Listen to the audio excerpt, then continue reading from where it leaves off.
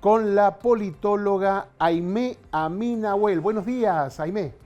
Buenos días, Marcelo, y a toda la producción. Bueno, estamos en el último día del año. Y si tenías pensado comer afuera, me parece que vas a tener que comer adentro, ¿eh? Me estoy enterando ahora. ¿Viste? Bueno, viste que también cambia el pronóstico. Hay que tener en cuenta de que es hora a hora, anda siguiéndolo, pero bueno, ya no es una noche tan anticipada como la de Navidad que hasta ahora estábamos diciendo que se podía comer afuera, digamos, en el patio, concretamente. Había estado muy linda la de Navidad. Sí, hermosa. Bueno, Minael, eh, Aimé, mejor dicho, te quiero llevar antes de un análisis de cierre del año. Ha fallecido Jorge Lanata, ¿no? Un periodista que marcó un antes y un después en el periodismo argentino. En estos momentos lo están llevando hacia un cementerio privado, digamos, sus restos. ¿Qué opinión tenés de él y de su visión de la Argentina a través del periodismo, no?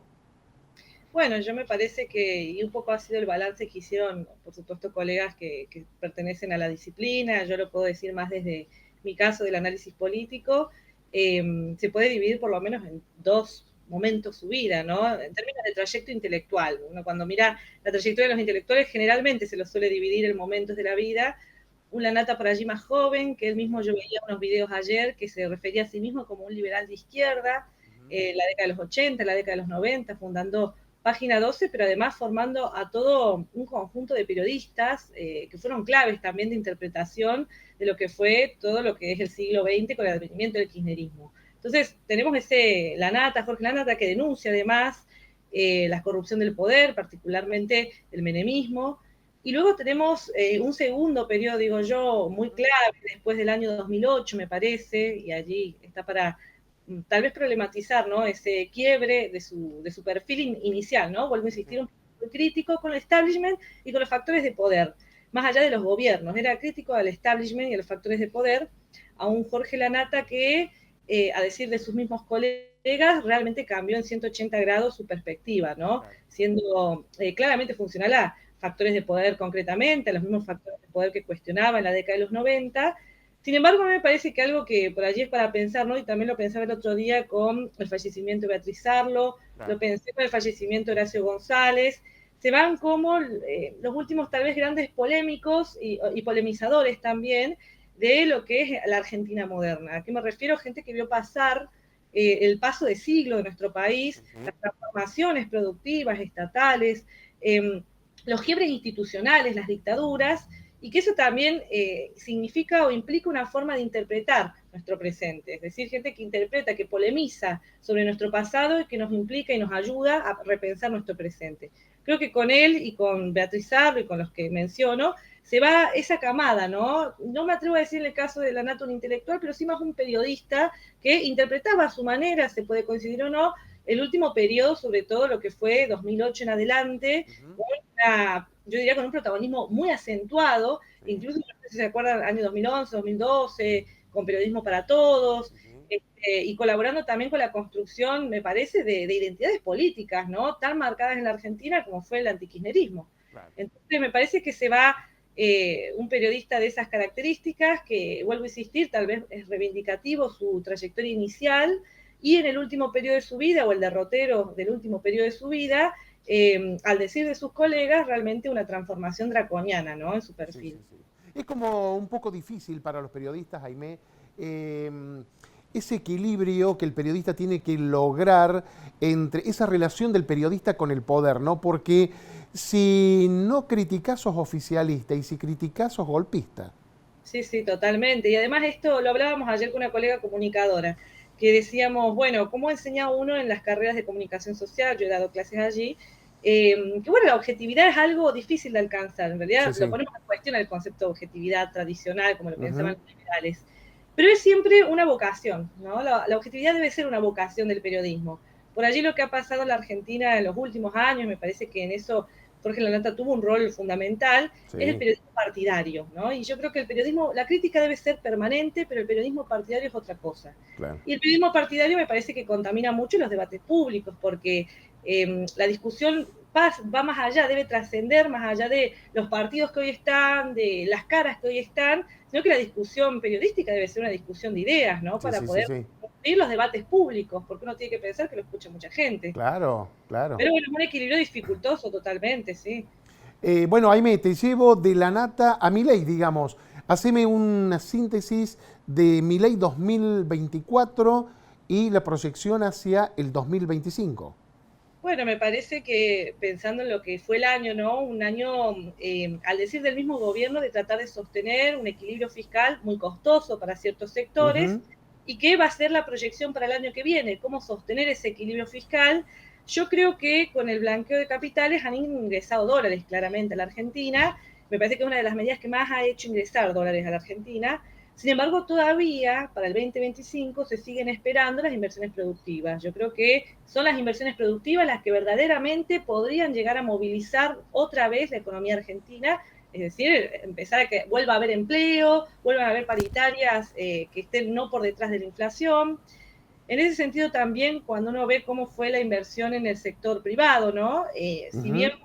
ha aumentado, uno piensa que Sí, representa más o sí. menos alrededor del 6% del PBI, no obstante, continúa en niveles, en términos de proporción, bastante bajos a nivel regional. Cuando uno por ejemplo, lo compara con Brasil o con Chile, que tienen porcentajes ya cerca del 60 y 70%, si bien la tendencia de Argentina ha sido positiva, no obstante, es muy baja todavía con respecto a la región. Y bueno, yo creo que el año que viene es un año electoral, ¿no? Sí, Entonces el gobierno prevé que si siguen bajando o siguen habiendo expectativas bajas a nivel claro. inflacionario, piensen en la economía, este es el paradigma de análisis del gobierno, ¿no? Una economía que se mueve también mucho por expectativas. Si hay expectativas todavía bajas inflacionarias, por lo tanto las tasas de interés nominales debieran bajar. Pero bueno, eso todavía sigue siendo una promesa futuro. Y finalmente yo creo que aquí la clave va a estar en la actuación del Fondo Monetario Internacional. Ajá. Milei lo dijo en una entrevista hace no mucho, ahora un Sí, par de sí. semanas atrás, que ellos planean tener nuevamente un acuerdo o sentarse otra vez en acuerdos con vencimiento de deuda que tiene la Argentina con el Fondo Monetario. Yo creo mi perspectiva y viendo el rol del Fondo Monetario, que lejos de ser un organismo aséptico o neutral a los procesos electorales argentinos, siempre es un organismo que tuvo mucha afinidad en nuestro país, te digo que desde el 55 a la fecha, con los gobiernos liberales. Por lo Ujú. tanto, yo creo que el FMI se va a sentar a discutir con Milei para tratar de garantizarle una estabilidad macro de cara a las elecciones del año que viene, ¿no? Las elecciones del año que viene son elecciones de medio término, se van a Ujú. hacer en octubre, donde se van a renovar, en el caso de diputados, 127 de las 257 bancas. Claro. Por lo tanto, me parece que una clave va a estar en el acuerdo con el fondo. ¿Y Yarlora?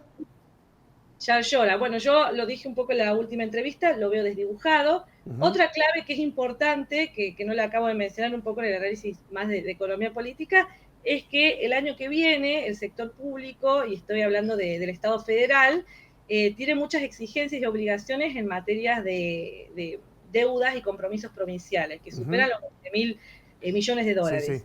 Entonces, las provincias y los gobernadores van a ser un actor clave para garantizarle a mi ley o no una elección de medio término medianamente victoriosa. Ajá. Mi perspectiva es que si el gobierno inyecta un poco más de dinero a los sectores populares, que creo que lo va a hacer a través de programas sociales, y si llega a acuerdos con las deudas que tiene con las provincias, es probable que no le vaya mal en una elección de medio término. Eso va a depender, por supuesto, también de la actuación de la oposición, ¿no? Que es un poco lo que conversamos en la entrevista pasada. Y hay que ver la oposición si se va a erigir detrás de la figura de Kicillof. Esa es una pregunta, ¿no? Por ahora parece que sí, como el gobierno más opositor, ¿no? El que va a terminar liderando junto con Cristina Fernández de Kirchner el armado del justicialismo.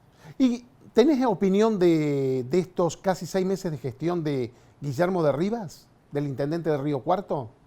Mira, lo que he visto, porque más o menos de lo que visito la ciudad Ujú. bastante, por la docencia, etcétera, y de lo que más o menos converso tanto con sectores del funcionariado público como ciudadanía en general, y lo que uno observa de la ciudad es que me parece que la perspectiva del intendente ha sido ordenar y organizar el municipio, ¿no? Tratando de, si vos me preguntas a mí, despegarse bastante de lo que ha sido el llamosismo, para sorpresa mía y pegarse mucho más o adherirse mucho más al gobierno provincial, que por supuesto es algo lógico que están haciendo la mayoría de los gobiernos locales, que son afines al gobierno provincial, se están acercando muchísimo a la figura de Martín Yarlora, porque es la única manera también de sostener pedir y solicitar fondos para gestión estatal, ¿no? Sí, sí. Pensemos que los municipios en Argentina, y esto es un dato del Observatorio de Municipalismo de Iberoamérica, en Ujú. Argentina casi todos los municipios ocupan el 90% de su presupuesto en salarios. Claro. O sea que un porcentaje muy mínimo queda para obra pública, para inversión estatal en general, para política social. Con lo cual, la mayoría de los municipios hoy, como está el recorte a nivel nacional, incluso de las políticas nacionales que financiaban proyectos municipales, están bastante en una posición austera, sería la palabra, Sí, ¿no? sí. Entonces me parece que a Guillermo de Rivas le va a tocar también un 2025 con mucha austeridad, que eso puede implicar, entre otras cosas, recorte de algunas áreas. Claro. Bueno, me parece que al inicio de la gestión también acotó bastante el personal municipal. Bueno, Ujú. creo que va a ir por allí el origen y la clave de la gestión. Muy bien, Aimé, muchísimas gracias por tu análisis, por habernos acompañado durante este 2024 y que tengas vos y tu familia un feliz 2025. Bueno, Marcelo, muchas gracias también para vos y tu familia y gracias también al canal, ¿no? Ha sido un gusto todo el año. Muchas gracias. Aimé Aminahuel, politóloga, haciéndonos un balance. Bueno, primero una reflexión de la figura de Jorge Lanata, fallecido a los 64 años después de habérsele complicado su estado de salud tras varios meses internado. Veíamos imágenes de lo que es ahora el sepelio, las exequias. Lo van a sepultar en un cementerio privado y las opiniones no solamente de colegas, amigos y conocidos de él, sino también de la gente, porque hubo gente que hizo cola para darle el último adiós a Jorge Lanata. Y también Aimé hizo un análisis de lo que fue el año de Milei, el año de Yarlora y el año de Guillermo de Rivas, intendente de Río Cuarto.